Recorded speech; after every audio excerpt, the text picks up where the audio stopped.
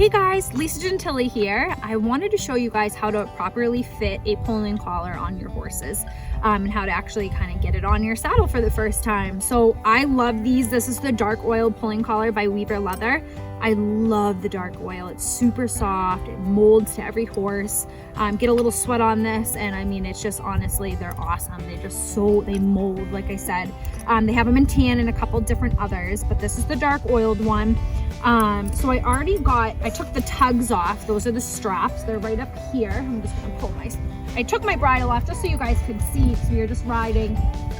So these are called tugs. So they loop in, right? They kind of loop right around the swell of your saddle. So I always want to put, your buckle down here, and then I just slide them through. I know some people like the buckles, they're not supposed to go the other way. I like kind of like all my junk down low. I don't want anything kind of up around here, keep that smooth so I'm not getting hung up on anything. You can have these straight on either side. So like last week I had a really broad horse, so they kind of stayed on either side just to make sure the angle against the shoulder is proper. You're really looking for, you can actually see where he's already a little sweaty, which is great. You're looking for it to kind of rest right on the groove of that shoulder. Does that feel good? And so for him, he is a broad guy. This is one of my personal horses, but I do crisscross them because it's funny. I'll show you when I go to get it on him. He's broad, but I feel like his neck is shorter. So if I had it too far apart, it's just gonna be too baggy on him. These are designed to help your saddle stay in place. So when you're out on the trail or you're moving cows or something and you're going and climbing up, it keeps that saddle from sliding back, right? But they have to be fit properly, because if you climb uphill with a loose pulling collar and it's in the airway of the horse, you can make a horse pass out. So I'm gonna go over that with you. Let me just hang this up. So I already got my tugs on. Like I said, I'm gonna crisscross them. So now we're gonna just attach it. So hopefully you can follow me a little bit.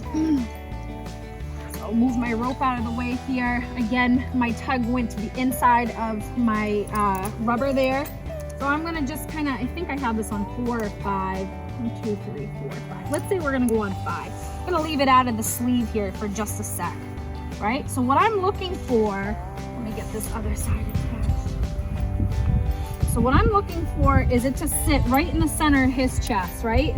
You got the jugular here, you kind of follow that down all the way into that groove, right? You want it lower versus in higher. You start getting high, you're getting into the trachea area, the windpipe. This is where his air is coming in. It doesn't sound like, oh, how could that do that? But when you have all that pulling back on them and you're going uphill, it can happen, and it's just a lack of fit. So I love these. Again, they honestly are awesome. So I just kind of gauge, right? I want this right about here. That's a good point. Kind of rests this really even on the shoulder. So let's just kind of see what number that is. And again, I mean, you guys can, maybe it's gonna be 3 on this side or 4. It kind of just depends. I feel like they're not always, all the horses aren't always symmetrical, So I'm gonna go on 1, 2, 3, 4 on this side and 5 on the other, which I feel like maybe it's just me that I'm unbalanced. But that looks really even to me. That looks nice. So go ahead, these ones got keepers on it, which is awesome.